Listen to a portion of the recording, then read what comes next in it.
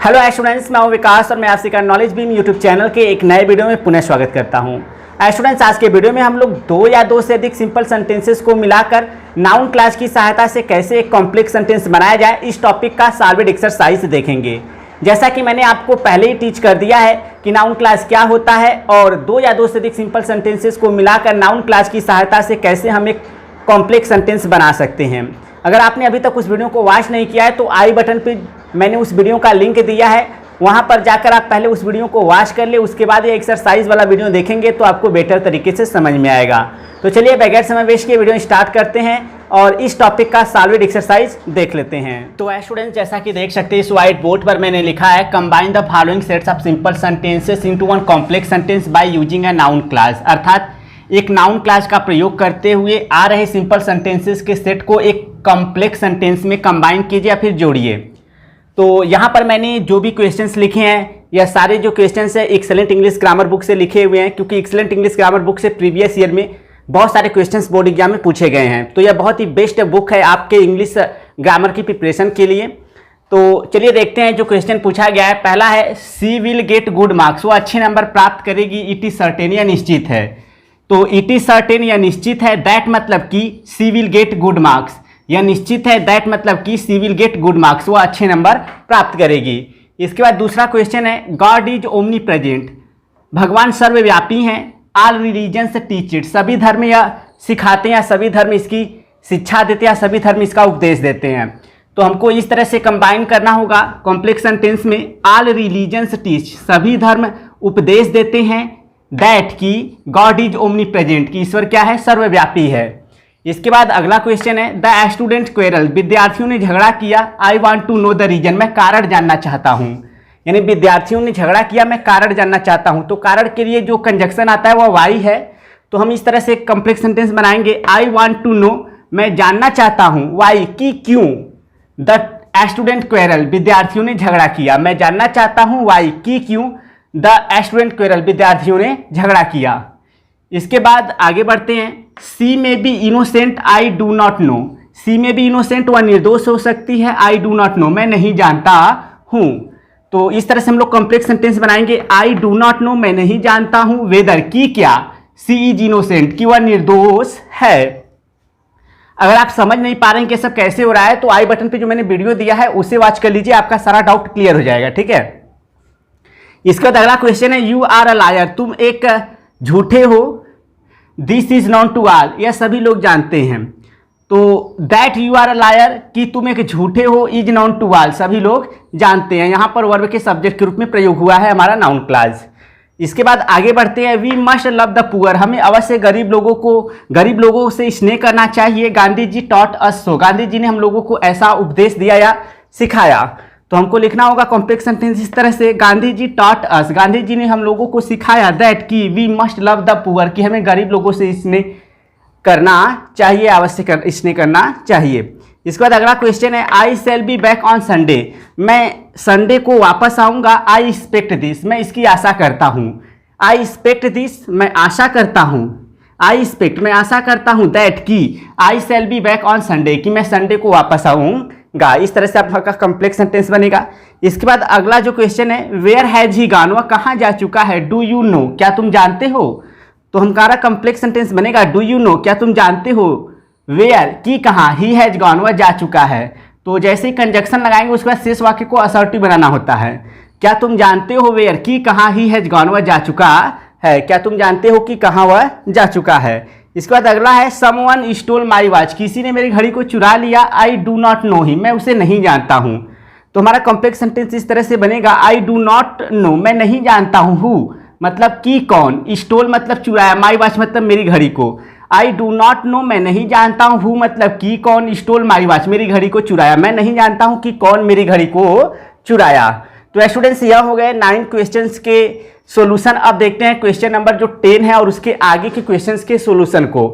तो अगर आप नहीं समझ पा रहे हैं कि यह सब कैसे हुआ है तो आई बटन पे जो मैंने वीडियो दिया है उसे वॉच कीजिए, इसी टॉपिक से रिलेटेड है और उसी टॉपिक का हम लोग यहाँ पर इस वीडियो में सॉल्यूशन देख रहे हैं जो भी क्वेश्चन पूछे गए हैं। तो उस वीडियो को वॉच कर लीजिए, आपका सारा डाउट क्लियर हो जाएगा। तो चलिए आगे बढ़ते हैं और आगे के क्वेश्चंस के सॉल्यूशन को देखते हैं। तो स्टूडेंट जो क्वेश्चन नंबर 10 है वह है ही वाज इनोसेंट, वह निर्दोष था। दिस वाज हिज स्टेटमेंट, या उसका कथन था। इट वाज रॉन्ग, या गलत था। तो हम लोग कॉम्प्लेक्स सेंटेंस बनाते हैं। हिज स्टेटमेंट, उसका कथन, दैट की ही वाज इनोसेंट, वह निर्दोष था, वाज रॉन्ग, गलत था। यानी उसका कथन कि वह निर्दोष था, वाज रॉन्ग, गलत था। तो यहाँ पर देख सकते हैं केस इन अपोजिशन के रूप में नाउन क्लास का क्या है, प्रयोग है। इसके बाद अगला जो क्वेश्चन है वह है वेयर डिड ही गो, वह कहाँ गया। नोबॉडी नोज इट, कोई व्यक्ति यह जानता नहीं है। नोबॉडी नोज, कोई व्यक्ति नहीं जानता है। वेयर की कहाँ, ही वेंट, वह गया। तो यहाँ पर जो इंट्रोगेटिव वर्ड है उसी को हम लोग कंजक्शन बनाएंगे और शेष वाक्य को असर्टिव सेंटेंस बना देते हैं। तो nobody knows where he went, कोई नहीं जानता है या कोई नहीं जानता या कोई व्यक्ति नहीं जानता है कि कहाँ वह गया। इसके बाद अगला जो क्वेश्चन है यू से सो, तुम ऐसा कहते हो। इट इज़ नॉट करेक्ट, या सही नहीं है। वाट यू से, जो कुछ तुम कहते हो। इज नॉट करेक्ट, सही नहीं है। आप चाहो तो ऐसे भी लिख सकते हो, इट इज़ नॉट करेक्ट, या सही नहीं है। वाट यू से, जो कुछ तुम कहते हो, ऐसे भी लिख सकते हैं। अगला क्वेश्चन है ही will not pass this year, वह इस वर्ष पास नहीं होगा। इट इज़ सर्टेन, या निश्चित है। तो इसको हम लोग दो तरह से बना सकते हैं कॉम्प्लेक्स सेंटेंस के रूप में। तो पहला इस तरह से बना सकते हैं, इट इज़ सर्टेन, या निश्चित है, दैट की ही will not pass this year, कि वह इस वर्ष पास नहीं होगा। या फिर आप ऐसे भी बना सकते हैं, that he will not pass this year is certain, कि वह इस वर्ष पास नहीं होगा, निश्चित है। तो यहाँ पर यह वर्ब के सब्जेक्ट के रूप में प्रयोग है, नाउन क्लास। इसके बाद जो अगला क्वेश्चन है वह है ही इज डेड, वह मृत है या उसकी मृत्यु हो गई है। This news is not true, यह समाचार सही नहीं है। तो हम लोग इसको कॉम्प्लेक्स सेंटेंस में इस तरह से बनाएंगे, दिस न्यूज, यह समाचार, दैट की ही इज डेड, उसकी मृत्यु हो चुकी है, इज नॉट ट्रू, सत्य नहीं है या सही बात नहीं है। यहाँ पर भी केस इन अपोजिशन के रूप में नाउन क्लास आया हुआ है। तो नाउन क्लास का प्रयोग किन किन रूपों में किया जाता है मैंने ऑलरेडी आपको टीच कर दिया है। आई बटन पे वीडियो आप वॉच कर लीजिएगा, आपको आसानी से सारी चीज़ें समझ में आ जाएंगी कि नाउन क्लास का प्रयोग कहाँ कहाँ किया जाता है। इसके बाद अगला क्वेश्चन है he will pass in the first division, वह प्रथम डिवीजन से पास होगा। एवरीबॉडी होप सो, प्रत्येक व्यक्ति ऐसी आशा करते हैं। तो एवरीबॉडी होप्स यानी प्रत्येक व्यक्ति आशा करते हैं, दैट की he will pass in the first division, कि वह प्रथम डिवीजन से क्या होगा, पास होगा। इसके बाद अगला क्वेश्चन है the sun rises in the east, यानी सूर्य पूरब में उगता है। इट इज अ फैक्ट, या एक तथ्य है। तो that the sun rises in the east, कि सूर्य पूरब में उगता है, कामा देकर इज अ फैक्ट, एक तथ्य है।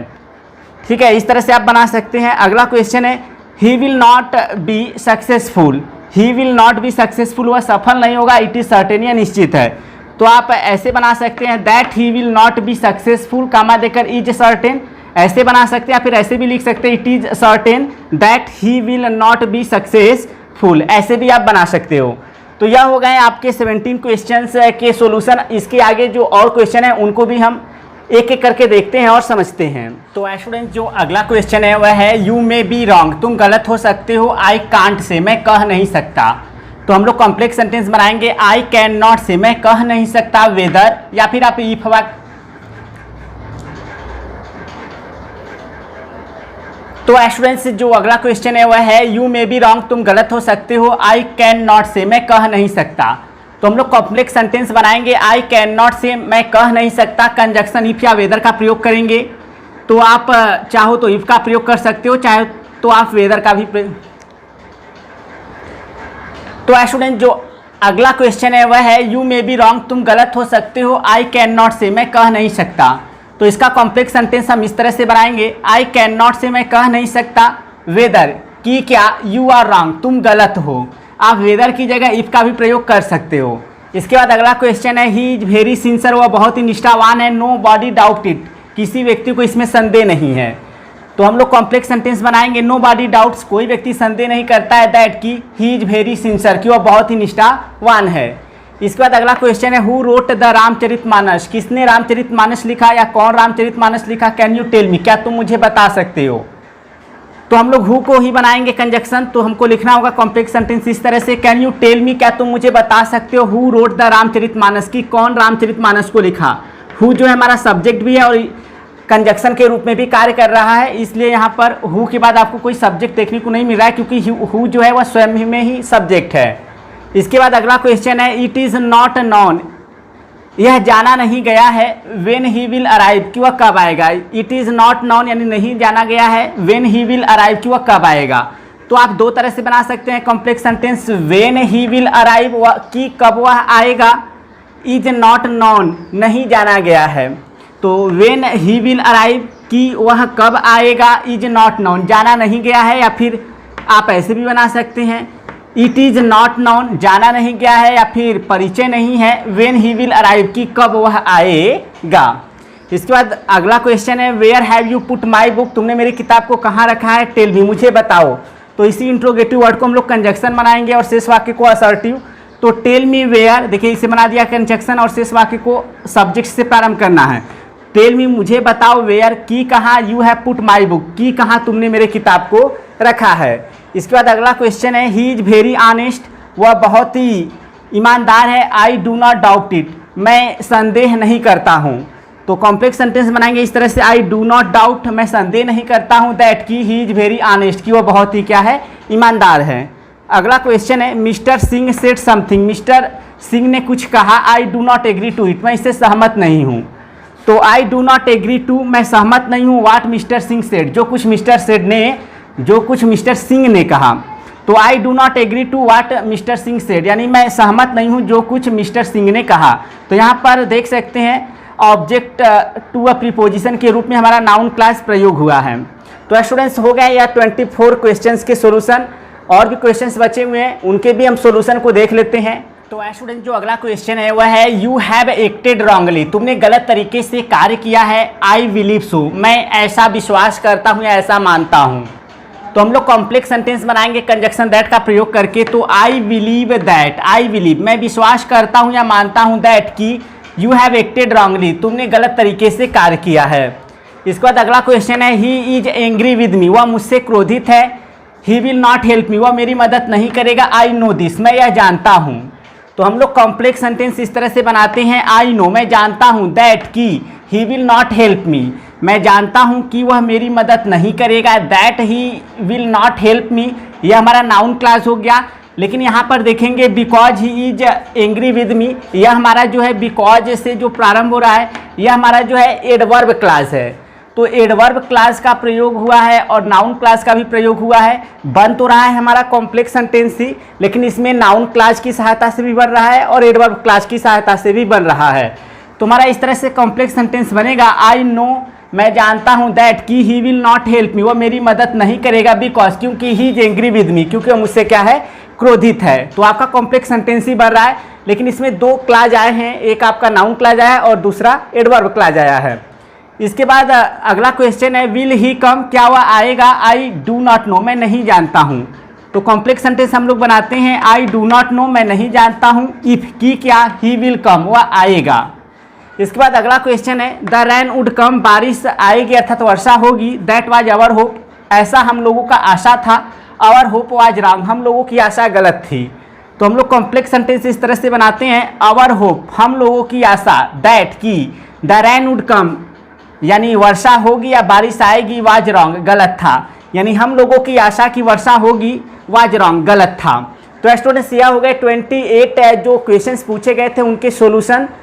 आई होप आपको ये सारे जो क्वेश्चंस के सॉल्यूशन मैंने बताया आपको समझ में आ गया होगा। फिर भी अगर आपको कोई डाउट हो तो मुझे कमेंट सेक्शन में ज़रूर बताएं। और जाते जाते एक क्वेश्चन मैंने यहाँ पर आपके लिए लिखा है और आपको अपना आंसर जो है कमेंट के माध्यम से सेंड करना है। वह क्वेश्चन है your father will soon recover, तुम्हारे पिता जल्द ही ठीक हो जाएंगे, वी होप सो हम लोग ऐसी आशा करते हैं। आपको इन दोनों सिंपल सेंटेंसेस को एक कॉम्प्लेक्स सेंटेंस में कंबाइन करना है और अपने आंसर को कमेंट के माध्यम से सेंड करना है। और आपको कॉम्प्लेक्स सेंटेंस जो बनाना है वह नाउन क्लास की सहायता से बनाना है। तो आई होप स्टूडेंट्स वीडियो अच्छा लगा होगा। वीडियो अच्छा लगे तो प्लीज़ वीडियो को लाइक करें और अपने उन फ्रेंड्स के साथ शेयर करें जिनके लिए वीडियो यूजफुल हो सकता है। और इंग्लिश बुक की प्रिपरेशन करना चाहते हैं तो हमारे second channel knowledge beam plus को जरूर विजिट करें, वहाँ पर आपको इंग्लिश बुक की प्रिपरेशन देखने को मिल जाएगी। तो मिलते हैं नेक्स्ट वीडियो में, तब तक के लिए thank you so much for watching this video.